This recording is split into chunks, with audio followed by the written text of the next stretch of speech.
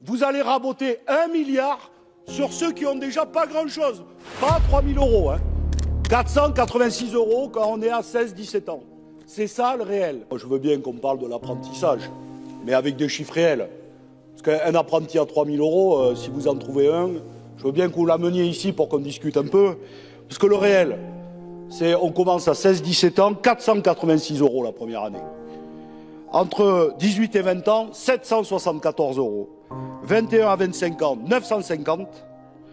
Et au-delà de 26 ans, jusqu'à 29, 100% du SMIC. Et après, ça peut, dans des cas exceptionnels, si la branche est au-dessus du SMIC, aller jusqu'au niveau minimal de la branche. Et comme il y a 80% des branches qui sont en dessous du SMIC, moi je veux bien que vous m'ameniez ici l'apprenti à 3 000 euros. Deuxième question, Madame la Ministre. Vous avez dit quelque chose qui devrait toutes et tous nous interpeller. Vous avez dit ici, il se trouve que dans des entreprises, il y a des formés qui gagnent plus que les formateurs. Et ils font le même travail. Pardon, un apprenti, il n'est pas un travailleur et une travailleuse comme les autres. Il est un travailleur et une travailleuse en formation.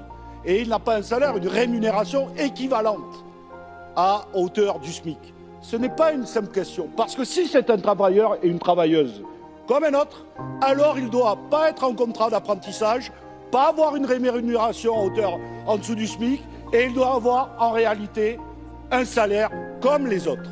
Voilà le réel. Enfin, vous allez raboter 1 milliard sur ceux qui ont déjà pas grand-chose. Pas 3 000 euros. Hein. 486 euros quand on est à 16-17 ans. C'est ça le réel. Et vous voulez récupérer 1 milliard, mais les 80 milliards d'exonération, ça jamais. Moi, je vous propose d'en raboter. Les 20 milliards au-dessus de 1,6 SMIC, dont tous les économistes de gauche et de droite disent qu'il y a peu ou pas d'effet sur l'emploi, mais prenons. Là, il y a un coup de rabot à faire, mais pas sur, évidemment, notre jeunesse.